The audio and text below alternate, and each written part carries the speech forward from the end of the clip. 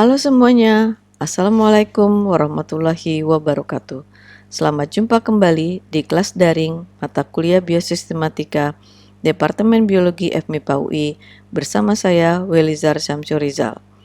Kita akan membahas metode-metode untuk membangun pohon filogenetik molekuler bagian kedua. Salah satu metode rekonstruksi pohon filogenetik yang menggunakan data karakter dalam analisisnya adalah maksimum parsimoni. Metode ini diperkenalkan oleh Henning tahun 1966 menggunakan karakter morfologi sebagai dasar analisis. Menurut William of Ockham, topologi pohon yang dihasilkan metode ini adalah topologi yang memiliki jumlah perubahan evolusi paling sedikit. Oleh karena itulah, parsimoni memiliki arti irit atau hemat. Metode maksimum parsimoni hanya menggunakan informative position, yaitu posisi nukleotida yang memiliki variasi karakter state. Sedangkan posisi nukleotida yang memiliki karakter state seragam atau invariable site dianggap tidak informatif sehingga tidak diperhitungkan dalam analisis. Metode maksimum parsimoni hanya menggunakan posisi informatif, yaitu posisi nukleotida yang memiliki variasi karakter state. Tanda asterik merah ini menunjukkan posisi karakter yang informatif atau disebut juga informative site atau position. Sedangkan karakter yang tidak informatif atau non-informative position tidak diperhitungkan dalam analisis. Sehingga metode ini banyak membuang data atau informasi. Yang menjadi masalah adalah apabila data sequence yang digunakan terlalu pendek dan hanya memiliki sedikit informative site, sehingga sulit untuk melihat hubungan antar OTU yang dianalisis. Berikut adalah tahapan rekonstruksi pohon filogenetik dengan metode maksimum parsimoni. Pertama, membuat semua kemungkinan pohon. Jika jumlah OTU ada 4, maka jumlah pohon yang mungkin ada 3.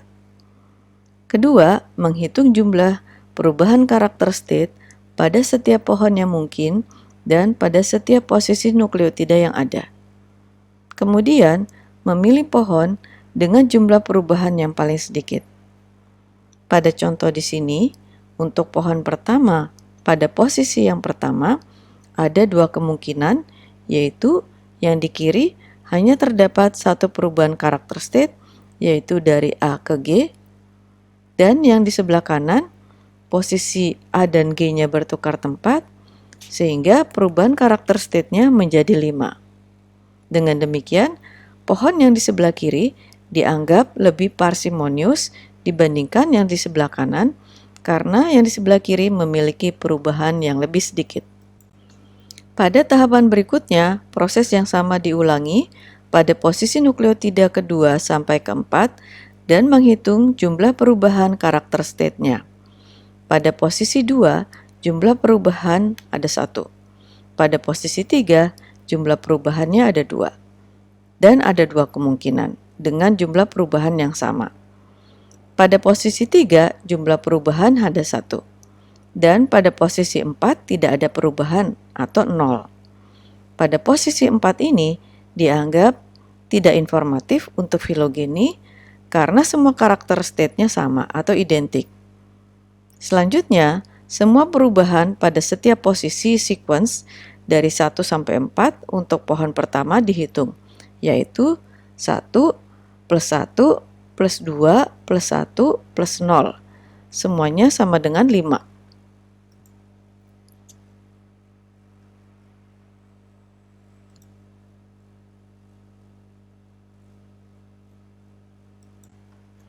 Pada tahapan berikutnya, proses yang sama diulangi lagi pada pohon kedua dan pohon ketiga. Kemudian, jumlah total semua perubahan pada setiap posisi untuk pohon pertama, pohon kedua, dan pohon ketiga dihitung. Yaitu, untuk pohon pertama, jumlahnya ada 5 totalnya, untuk pohon kedua, totalnya ada 6, dan untuk pohon ketiga, totalnya ada 7. Dari ketiga pohon tersebut, pohon pertama memiliki jumlah perubahan paling sedikit, yaitu 5.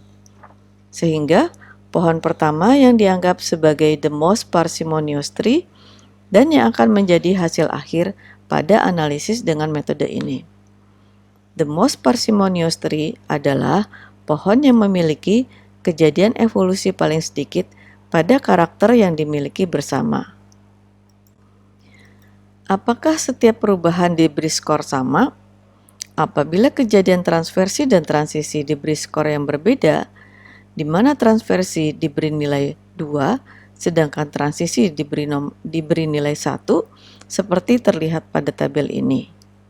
Maka perhitungan jumlah perubahan dari ketiga pohon yang sebelumnya jadi berubah. Pohon pertama memiliki jumlah total panjang cabang 7, sedangkan pohon kedua menjadi 7 dan pohon ketiga menjadi 9. Dengan demikian, nilai pohon 1 dan 2 sama, sehingga pohon 1 dan 2 sama-sama dianggap parsimonius atau equally parsimonious. Berikut adalah tampilan topologi dari pohon yang dihasilkan dengan metode maksimum parsimoni. Maximum likelihood merupakan metode yang murni berdasarkan perhitungan statistik. Metode ini diperkenalkan oleh Cavalli Sforza, Felsenstein, dan Kissino. Prinsip algoritma dari metode maximum likelihood adalah menghitung likelihood pada setiap posisi dalam alignment untuk setiap topologi yang mungkin. Mirip dengan maksimum parsimoni cara perhitungannya. Pohon dengan nilai likelihood tertinggi akan dipilih sebagai output dari analisis ini. Metode ini memaksimalkan likelihood atau kemungkinan mengamati data sequence untuk model tertentu dari perubahan karakter state. Metode ini memaksimalkan pada perkiraan panjang cabang, bukan pada topologinya. Pada metode maximum likelihood, pohon yang memiliki perubahan paling sedikit yang dipilih sebagai output tree. Metode ini menggunakan setiap posisi nukleotida pada sequence alignment untuk diperhitungkan dalam analisis. Karena metode ini beranggapan setiap posisi yang tidak mengalami perubahan saat ini memiliki kemungkinan telah mengalami perubahan, akan tetapi telah berubah kembali. Pohon dengan nilai likelihood maksimum akan dipilih sebagai output tree atau the most probable tree. Sebagai contoh perhitungannya, pada posisi sequence kelima, pada sequence alignment ini dibuat model pohon. Kemudian, pada posisi nukleotida kelima, OTU1, C, OTU2, T, OTU3, T, OTU4T, OTU5A, dan OTU6A. Kemudian kita lihat perubahan karakter state-nya, yaitu CT pada internal node yang menghubungkan OTU1 dan 2, dan T pada internal node yang menghubungkan OTU3 dan 4, kemudian dilihat pada internal node di luarnya. Kemungkinan AT yang menghubungkan OTU 3, 4, dan 5. Selanjutnya, pada internal node berikutnya adalah T yang menghubungkan OTU 1 sampai 5. Sehingga kalau dilihat dari OTU6, perubahan karakter state terjadi sebanyak 3 kali, yaitu dari A ke T, dari AT ke A, dan dari CT ke C. Pada metode maximum likelihood ini, pohon akan dibuat pada setiap posisi nukleotida. Skor pada setiap pohon dihitung dengan membandingkan seluruh basa nukleotida dengan setiap OTU menggunakan model evolusi HKY. Pohon yang dipilih adalah pohon dengan nilai skor paling minimum. Berikut adalah topologi pohon filogenetik yang dikonstruksi dengan metode maximum likelihood dengan Micrococcus luteus sebagai outgroup. Untuk mengetahui tingkat kepercayaan dari topologi pohon yang dihasilkan, perlu dilakukan evaluasi dengan metode bootstrap. Metode bootstrap adalah suatu metode untuk mengevaluasi tingkat kepercayaan topologi dari satu pohon filogenetik pada metode Bootstrap. Karakter kolom dari data sequence alignment diambil secara acak dan dibuat alignment baru dengan ukuran dataset yang sama dengan sequence alignment yang original. Replikasi diulangi sebanyak 1000 kali. Banyaknya jumlah pola percabangan yang sama pada suatu titik percabangan pada pohon originalnya dihasilkan dalam pohon-pohon replikasi.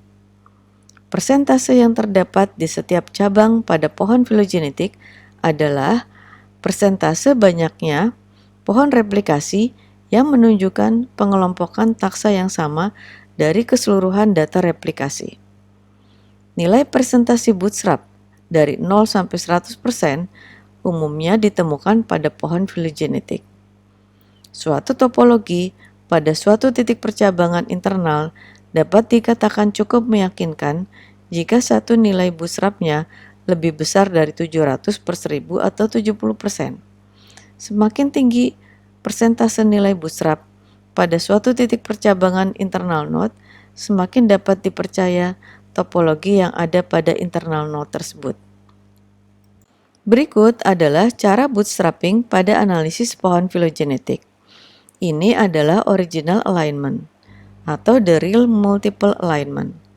Kemudian, membuat multiple alignment baru atau pseudo sample dengan mengacak kolomnya seperti data yang ada di bawah kanan ini. Setiap pseudo sample atau alignment baru akan menghasilkan satu pohon filogenetik baru. Jumlah pseudo sample dan bootstrap tree disesuaikan dengan jumlah resampling dari 100 sampai 10.000 kali. Selanjutnya, kita dapat membandingkan topologi atau pola percabangan hubungan antar OTU dari hasil analisis yang dibangun dengan metode yang berbeda-beda agar dapat mengambil kesimpulan yang lebih meyakinkan. Setelah kita memperoleh pohon filogenetik yang dibangun dengan beberapa metode algoritma, selanjutnya kita harus menganalisis pohon dengan metode mana yang merupakan hipotesis terbaik untuk menjelaskan hubungan antar OTU yang kita analisis. Tentunya, yang terbaik adalah pohon yang memiliki topologi yang sesuai dengan karakter morfologi, karakter molekuler, dan karakter fosilnya. Berikut adalah daftar software yang dapat digunakan untuk membangun pohon filogenetik.